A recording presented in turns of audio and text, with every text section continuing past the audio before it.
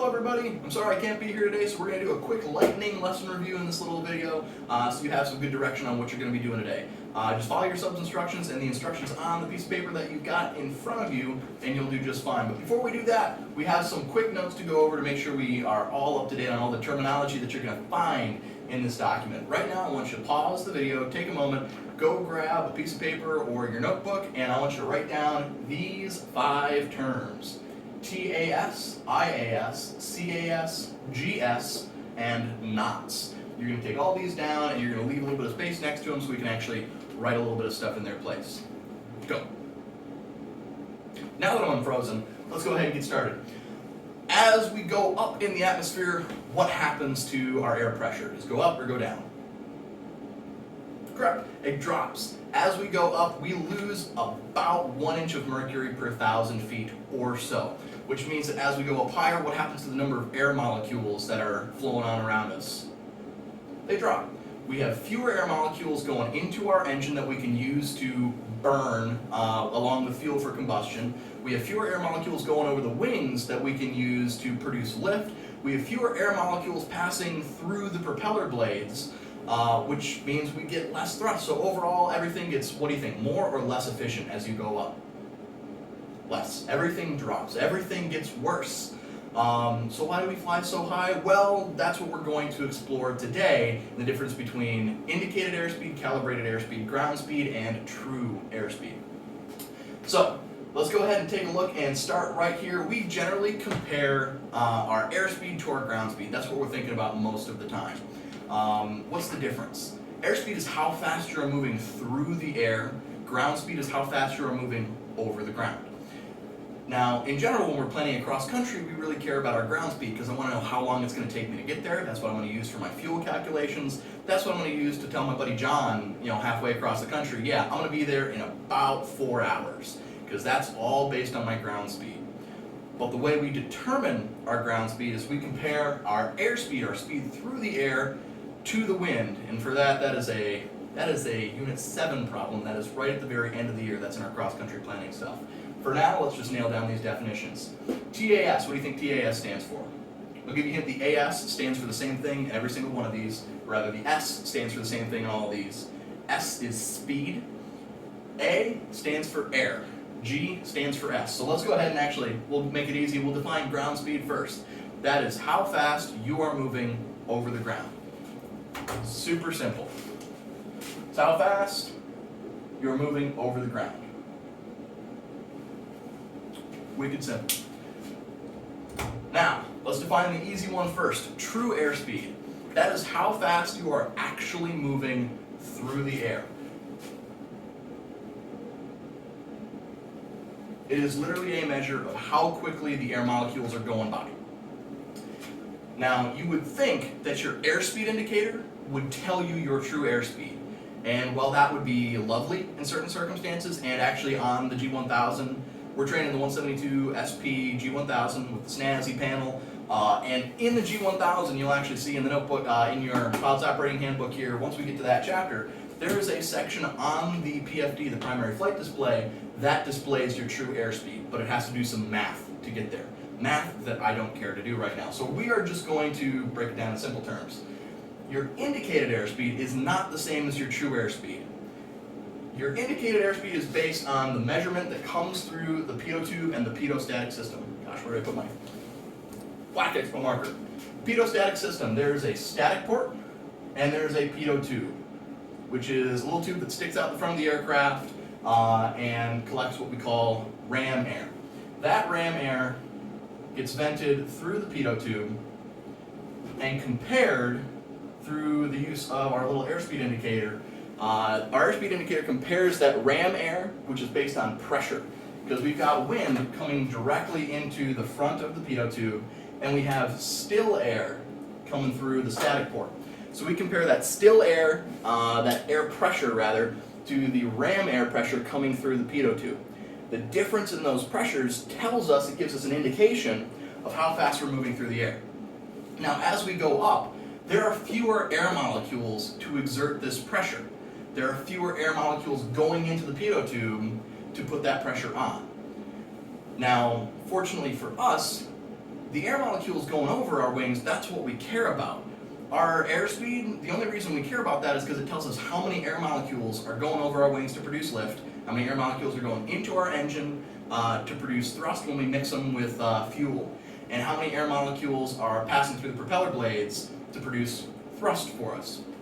So, as we go up higher, in order to fly the same indicated airspeed, since there are fewer air molecules around to go the same speed indicated, we need to fly faster through the air. So that is why we care about the difference between indicated and true airspeed. You, 99% of the time, are flying based on your indicated airspeed because that's what keeps you alive. The indicated airspeed is what your airplane is feeling. That's how fast it feels like it's going. It's producing lift based on that. It's producing thrust based on that. Your true airspeed is only useful when you're trying to figure out your track over the ground. So in this case, it is what we read directly off the airspeed indicator. Wicked simple. Now, calibrated airspeed is a corrected version of indicated airspeed. No pitot tube is perfect, no pitot static system is perfect.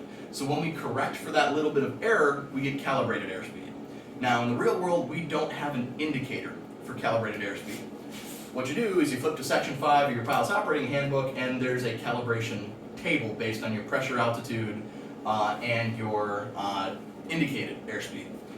That's a wicked pain, and frankly, the difference in aircraft like ours is never more than maybe 2 or 3 knots, so it doesn't make a huge difference.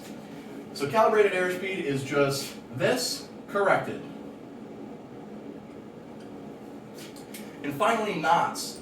Now, aviation, we generally refer to the whole industry as the aeronautical industry. Now, the root word of that is nautical plus aero. Aero being in the air, nautical being, well, boats and stuff.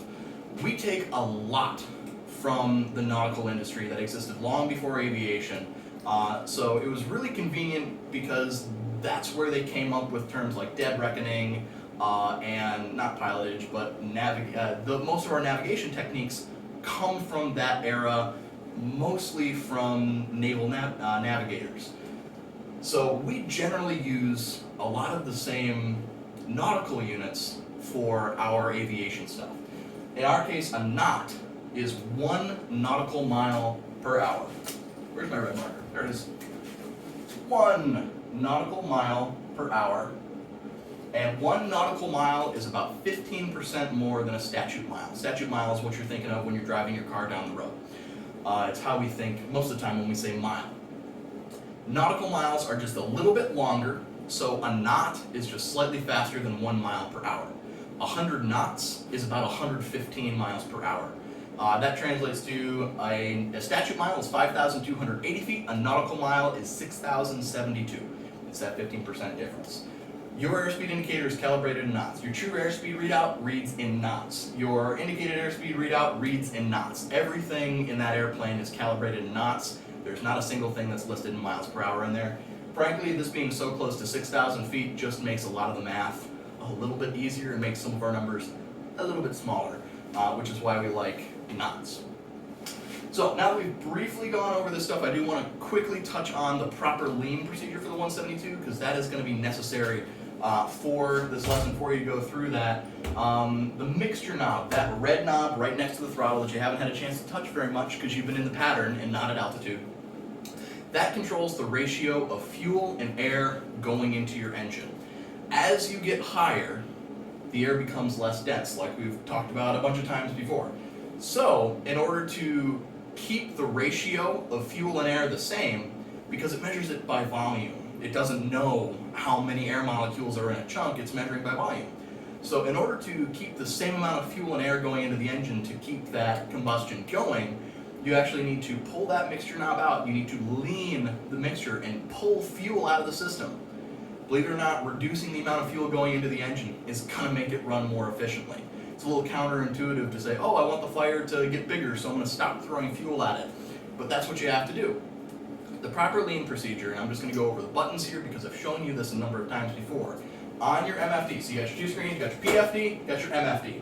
Multifunction display, that's where you're going to go. Engine, lean.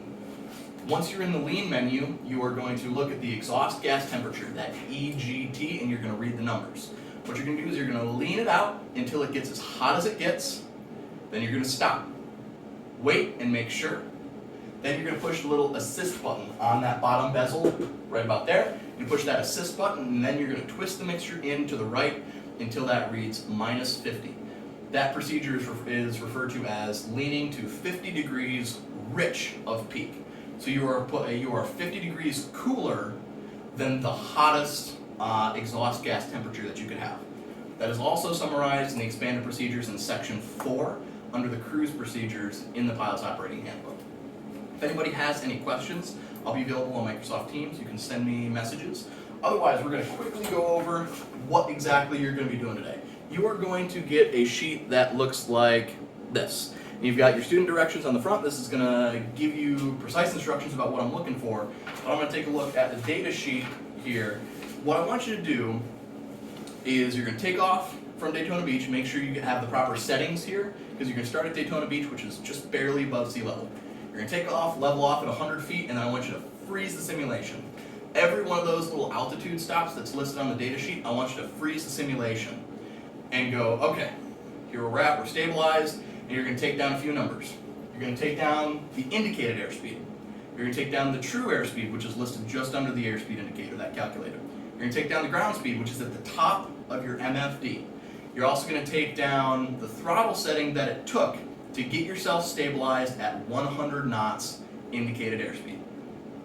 For the climbs, I want you to do every climb at VY. That's your best rate of climb speed, which in 172 is 74 knots indicated. You're going to climb at 74, and I want you to do all of your climbs at full throttle. Don't touch the mixture until 5,000 feet MSL, which is what you're going to do. Do not touch the mixture until 5,000 feet. Then after 5,000 feet, I want you to re-lean every 1,000 feet along those steps, because that'll get you your peak engine performance. It's not going to make a huge difference until about 5,000 feet. It's going to be necessary above that. The other thing I want you to take down is the engine RPM setting necessary to get 100 knots indicated. If anybody has any questions, feel free to ask me. That's pretty much everything. Once you're done, you have two options. You can either get off the simulator and go log on to Gleim, as you've done about 1 million times before now, and you can start working through that first unit, Unit 1, Aircraft and Aerodynamics, and a lot of these questions are based on these concepts. So you can go through Unit 1, Aircraft and Aerodynamics, or you can stay in the simulator and return to Daytona Beach. By this time, you're about 30-ish nautical miles away and 10,000 feet up. So it's an opportunity for you to practice re-entering the pattern, coming back in and landing. Unfortunately, we don't have the actual traffic going on because it's a wicked busy airport, and we don't have ATC because I'm not there to help run it. But that's okay. Just treat it like an uncontrolled field. Make your radio calls as you know how to do, as we've gone over in our last unit, and just work your way down and get the best landings you can. If you have spare time, you're welcome to stay in the pattern, practice touch and goes, and nail down that those landing procedures.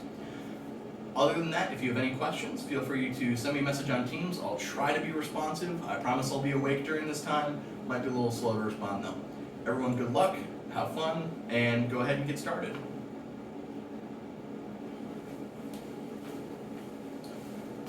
Freeze. I made a mistake. Got one more thing to add. When we get back, if you have a little bit of spare time today, you're welcome to start. But when we get back, we're going to go over this, and we have these charts here. These charts are, you're going to plot all three of those speeds that you got, your indicated, true, and ground speed, and you're going to compare them on this. Your indicated is going to be a straight line straight across. It's going to be the same at every category. Your true and your ground speed are going to increase. Your job is to figure out just how much. Speed is on the left, and pressure altitude is on the bottom. The other thing is the one on top is for your level flight. You have level flight stops at 100 feet, 1,000 feet, 5,000, and 10,000. Your climb speeds are going to be in here. So you'll notice it doesn't start until later and ends sooner because the 10,000's up here and the 1,000's down here. You're only going to do it while you are climbing for this bottom one. And you're only going to do it for while you're in straight and level flight for this top one. One more time, any questions? Text me on Teams. Good luck.